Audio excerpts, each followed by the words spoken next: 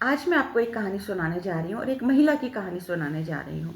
कहने को तो एक महिला की कहानी है, लेकिन मुझे ऐसा लगता है कि वो लाखों महिलाओं की वो कहानी है, होगी और हो सकती है।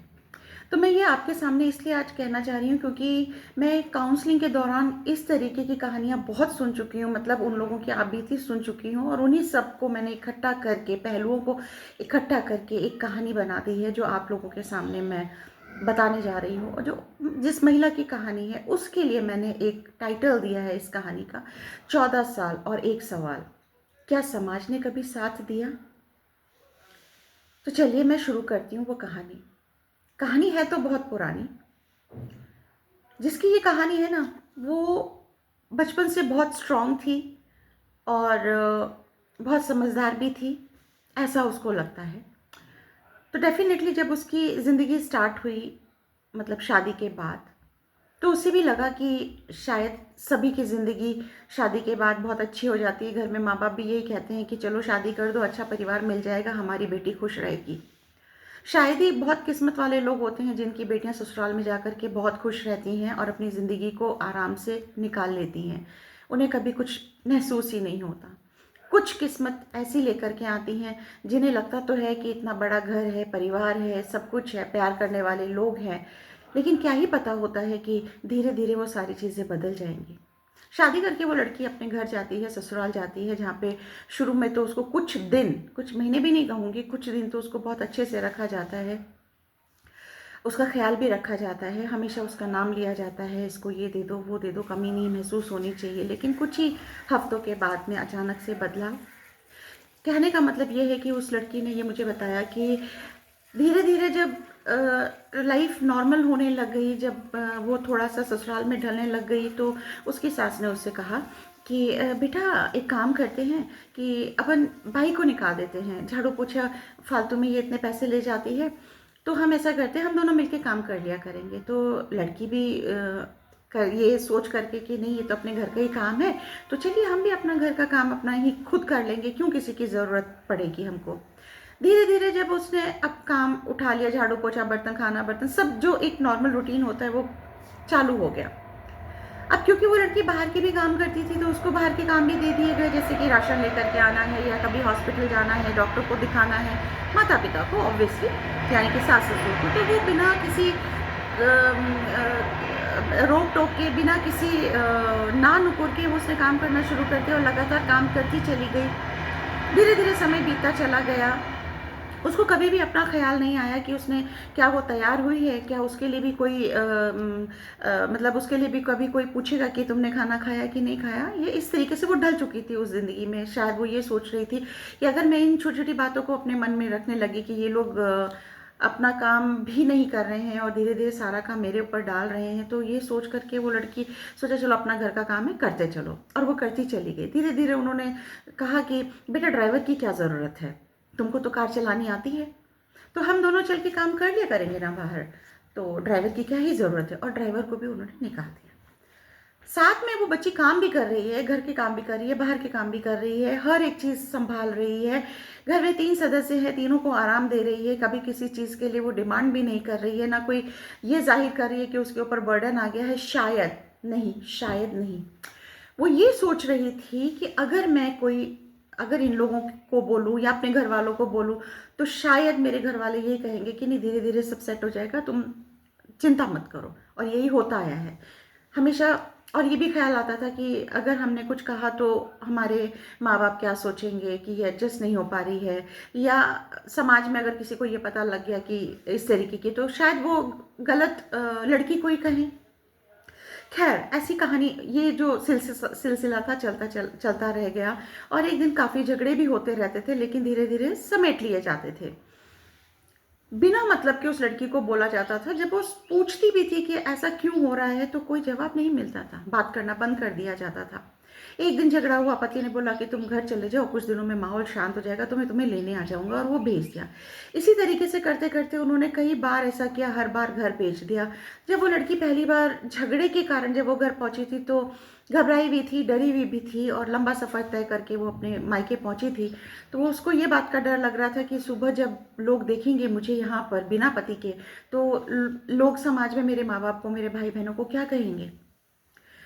ये सोच के वो भगवान से प्रार्थना करती रही, और शायद भगवान ने उसकी प्रार्थना सुन ली कि एक दिन उसकी तबीयत बहुत खराब हुई। उसकी माँ ने बोला, बेटा जाओ तुम हॉस्पिटल चेक करा के आओ। जब वो हॉस्पिटल से चेक करा के अपने आप को आई तो उसे पता लगता है कि वो प्रेग्नेंट है। चलो, उसको ये तसल्ली हो गई कि लोगों को मेरी माँ ये कह सकेगी कि भाई पहला बच्चा है, घर पे ही होना चाहिए, तो आई है यहाँ पर। इसी तरीके से करते-करते तब भी वो कोशिश करती रही कि ससुराल वालों से बात करे, लेकिन ससुराल वालों ने एक दिन भी फ़ोन नहीं किया। यहाँ पे वो लड़की फिर भी अपना घर ससुराल को ही मान रही थी, जो हमारे समाज में है कि लड़की का घर मायका नहीं होता है, ससुराल होता है। तो इसी उम्मीद में कि उसके घर वाले आएँगे, ससुराल वाले आएँगे, उससे मिलने आएँगे, या खबर लगेगी तो डेफ़िनिटली आएँगे, लेकिन नहीं आए। आए कब? जब उन्हें ये पता लगा कि लड़की का बेटा हुआ है। वो लड़की का बेटा हुआ है, तब उसकी सास, ससुर सब लोग आ गए मिलने के लिए, इवन ननद भी आ गई, और उसको समझा-बुझा कर कि अब हम लोग लड़ाई नहीं करेंगे, आराम से रहेंगे, और उसको लेके चले जाते हैं। यहाँ पर भी लड़की ने क्या देखा? अपने माँ-बाप देखा। लड़की ने हाँ, कोशिश ज़रूर करी कि नहीं जाएगी, लेकिन सबने उसको समझा के कि भई नहीं, अब तो बेटा भी हो गया, अब ऐसी कोई चीज़ें नहीं होंगी, तुम्हें जाना चाहिए, और वो चली गई। साथ में चली गई। धीरे-धीरे सब कुछ सही चलता रहा, और एक दिन क्या होता है कि कुछ ही महीनों के बाद में पता लगता है कि उसकी ननद अपना ससुराल छोड़ कर के बिना पति को बताए वो आ गई है। कहने का मतलब है उसकी उसकी भी शायद कोई प्रॉब्लम्स रही होंगी ससुराल में, वो वापस आ गई। यहाँ पर भाभी होने के नाते उस लड़की ने उसकी बहुत सेवा करी, हर चीज़ से कभी कुछ मना नहीं करा। उसके लिए हमेशा खड़ी रही, मुसीबत से मुसीबत समय उसने देखा और वो उसके साथ खड़ी रही। लेकिन वही ननद, वही सास, एक टाइम ऐसा आया कि अपनी ही बहू को तंग करने लगी फिर से।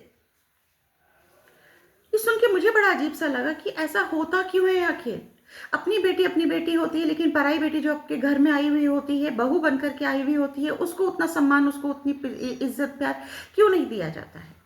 क्योंकि वो बेटी छोड़ कर के आई है अपना ससुराल, तो उसे सवाल भी नहीं किया गया कि क्यों गई? क्यों आए हो तुम यहाँ पर, या तुम्हारे साथ क्या प्रॉब्लम हुई है? चलो कोई बात नहीं।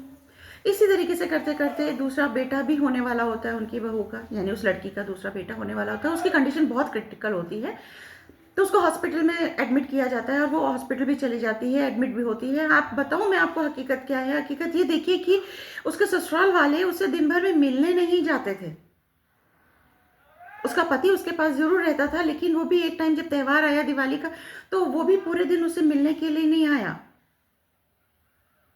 क्या इतनी बुरी है वो लड़की?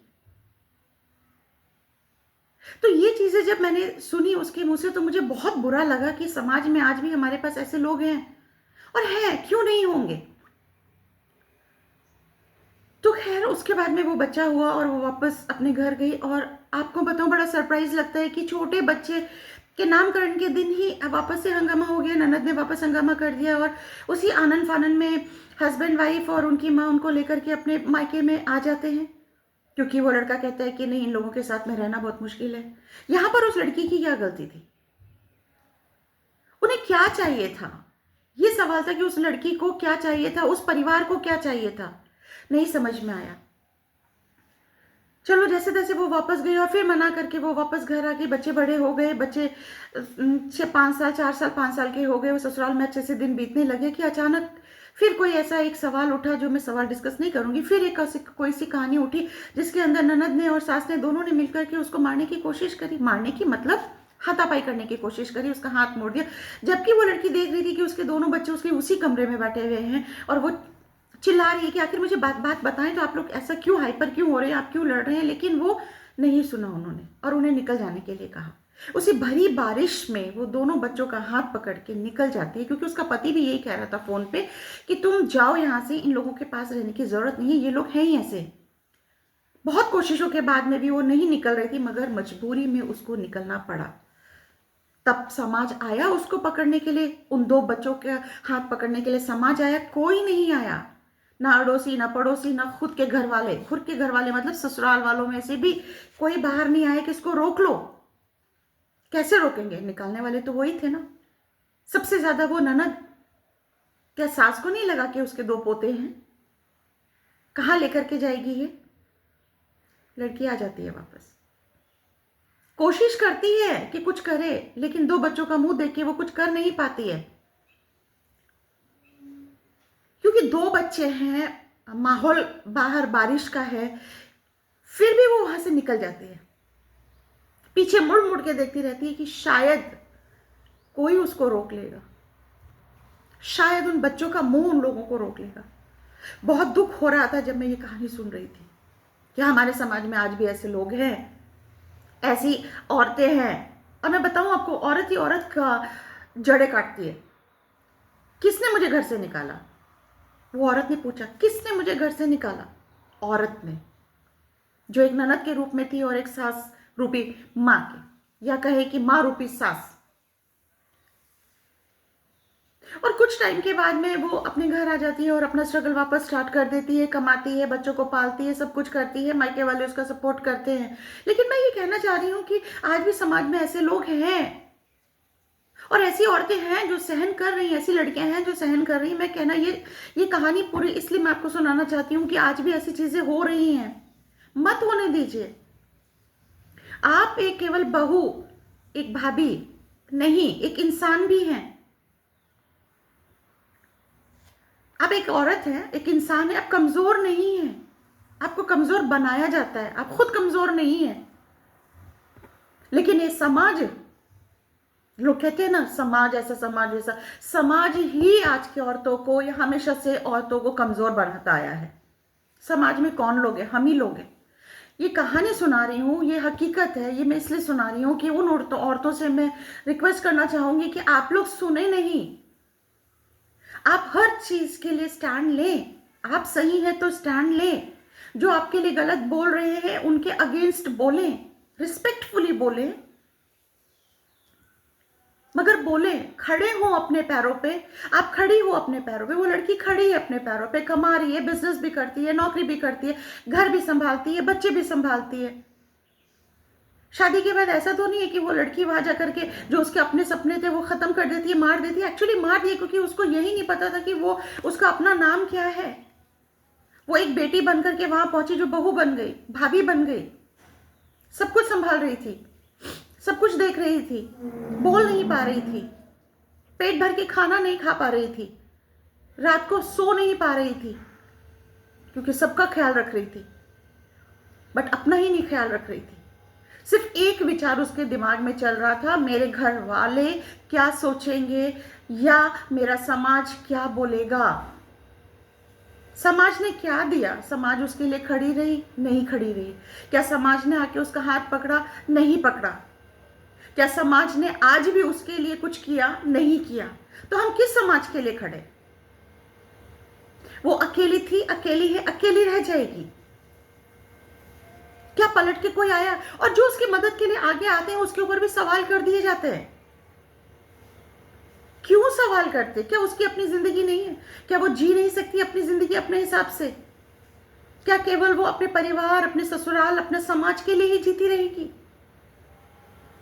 हर औरत गलत नहीं होती है। हर औरत का किसी से भी रिश्ता, किसी से भी दोस्ती गलत नहीं होती है। गलत होता है तो समाज का नजरिया। नजर मत बदलो, नजरिया बदलो। भाई बहन खड़े होते हैं ना साथ में, तो लोगों का नजरिया बदल जाता है कि पता नहीं किसके साथ खड़ी है। मैं कहना चाहूंगी उन औरतों से कि मत सहन करो 14 साल या सारी जिंदगी, 20 साल, 35 साल मत सहन करो। ना पति के जुल्म सहन करो, पति को इस तरीके से बनाने की कोशिश करो, दोनों एक दूसरे के लिए इस तरीके से बनने की कोशिश करो जो एक दूसरे को समझ सके, फीलिंग्स को समझ सके। मगर मैं ये रिक्वेस्ट करना चाहूंगी उन सब औरतों से कि आप लोग इंडिविजुअल हैं, इंडिविजुअली चले जाएंगे। रिश्ते हैं, नाते हैं, सब है, तो रिश्ता कोई एक नहीं निभाएगा। रिश्ते निभाने की जिम्मेदारी सबकी है, लेकिन हम रिश्ते तो निभा पाते नहीं हैं, उंगलियां जरूर उठाते हैं। क्यों? जब वो लड़की 2 बच्चों को लेके बारिश में निकलती है, कौन हाथ पकड़ता है उसका? कोई नहीं। जब वो टूटी अंदर से, तब कौन आया उसके पास? कोई नहीं। कहाँ था वो समाज? पूरी लाइफ स्ट्रगल किया, आज भी कर रही है, कौन आया उसके पास? समाज आया? नहीं आया। उंगलियां उठाई, क्योंकि दिन रात वो मेहनत करने के लिए बाहर तो जाएगी ना, लोगों से मिलेगी, उठेगी, बैठेगी, बात करेगी, लेकिन उंगलियां उठाई। तोड़ दो ऐसे समाज की उंगलियां जो आप पे उठती हैं। गलत को गलत कहिए, सही को सही कहिए। केवल आपकी जिम्मेदारी नहीं कि सारे रिश्ते आपको ही निभाने हैं। स्टैंड लीजिए ना, मजबूत बनिए, ठूंठ बनिए, टूटो मत। टूट कर ठूठ बनो। ठूठ होता है जो हम पेड़ को काटते तो पीछे का नीचे तला मोटी सी जड़ रह जाती है, उसको ठूठ कहा जाता है। वो बन जाओ। लोग अगर आपको तोड़ देना तो वो बन जाओ कि आते जाते लोग जब ठोकर खाएंगे ना तो शायद उन्हें एहसास हो। वाकई में ये एक सिर्फ कहानी नहीं थी किसी एक लड़की की, ये उन सभी लाखों लड़कियों की कहानी है, आवाज है, जो आज भी चुप है, आज भी चुप रह के सिर्फ सुनती हैं, सहती हैं, बच्चों के लिए, परिवार के लिए, माँ बाप के लिए, समाज के लिए। जब आप अपने पैरों पे खड़ी हैं, अपना काम खुद कर रही हैं, आप अपना खुद कमा रही हैं, फिर क्यों इस समाज के लिए रोना, इस समाज का मुंह देखना? बहुत दुख हुआ उस लड़की की ये कहानी सुनकर। एज अ काउंसलर सुननी पड़ी मुझे ये कहानी, और मैंने सुनी, और एक से नहीं सुनी, कईयों से सुनी। तरीके अलग थे, दुख एक था। इस बच्ची ने 14 साल झेलने के बाद अलग किया। आपको क्या लगता है? वो इमोशनली टूट चुकी थी, वो अंदर से टूट चुकी थी, वो फाइनेंशियली टूट चुकी थी, वो हर तरीके से टूट चुकी थी। फिर भी उसने हिम्मत नहीं हारी और आगे बढ़ी, बच्चों को पढ़ाया, लिखाया। आज भी शायद वो अपने बच्चों के साथ ही है। बच्चे क्या सोचते हैं अपनी माँ के बारे में नहीं पता। घर वाले क्या सोचते हैं अपने बच्चे के बारे में नहीं पता। उस लड़की के बारे में क्या सोचते हैं नहीं पता। इस कहानी से मुझे ये तो पता उस बच्ची के लिए कि अंत में कोई साथ नहीं देता है, आपको अकेले ही सरवाइव करना पड़ता है, आपको अकेले ही आपकी लाइफ को जीना पड़ता है। तो मैं सब उन औरतों से कह रही हूँ कि आपसे रिक्वेस्ट है, जिंदगी में कभी गलत मत करना कि लोग आप पे उंगलियां उठाए, लेकिन गलत सहन भी मत करना। थोड़ी इमोशनल हो गई हो ये कहानी सुनाते सुनाते, क्योंकि हर औरत की कहानी है, कोई बोलता है, कोई नहीं बोलता है। और ये तो अच्छा है कि आजकल काउंसलर्स हैं जो जज नहीं करते हैं और बातें सुनते हैं। मैंने भी सुनी, मैंने जज नहीं किया। उससे मुझे ये एक मिला, मतलब एक मोटिवेशन मिला कि क्यों ना मैं ये कहानी बोलूं, बताऊं, और बहुत लोग इससे रिलेट करते होंगे। और जो औरतें रिलेट करती हैं, जो महिलाएं इससे रिलेट करती हैं, जिनको ये कहानी अपने दिल से छुई होगी या महसूस किया होगा कि हाँ कुछ तो हमारे साथ भी हो। तो कहानी तो बहुत लंबी है, लेकिन मैं 20 मिनट में इतनी ही आपको बता पाई हूँ। आप इस दर्द को, उस लड़की के दर्द को समझ सकते हैं और आप उस दर्द से ना गुजरे, इसलिए ये कहानी मैं आपसे शेयर कर रही हूँ। आप इस कहानी का टाइटल मैंने तो दे दिया जो मेरे को देना था। मैं समझती हूँ कि आप इस कहानी को और क्या नाम दे सकते हैं या क्या देना चाहेंगे, और अगर आप कोई नाम देना चाहेंगे तो प्लीज़ मुझे कमेंट करके ज़रूर बताएं। और वो लोग ज़रूर लिखें इसमें कि वाकई में किसी के साथ ऐसा हो रहा है, अभी भी ऐसा हो रहा है। मैं ज़रूर सुनना चाहूँगी। और इसी उम्मीद के साथ मैं ये कहानी आपको, इस कहानी के द्वारा आपको मोटिवेट करना चाहती हूँ कि ज़िंदगी में कभी गलत मत करना, गलत मत सहन करना, हमेशा सही करना, कोई आपके ऊपर उंगली ना उठा सके। उम्मीद है आप लोगों को ये कहानी दिल को छुई होगी, तो लाइक और शेयर ज़रूर करना, क्योंकि हम औरतों के भी सपने बहुत होते हैं। शादी के बाद उसको तोड़ देना, उसको कोई मुकाम ना देना, मुझे लगता है ये गलत है। आप ससुराल में रहिए, सबकी जिम्मेदारियां उठाइए, सबकी हेल्प करिए, मगर अपने सपनों को भी पूरा करिए। अपने आप की, अपनी सेल्फ रिस्पेक्ट बना के रखिए। इसी उम्मीद के साथ मैं ये वीडियो यहाँ पे बंद करती हूँ। Thank you.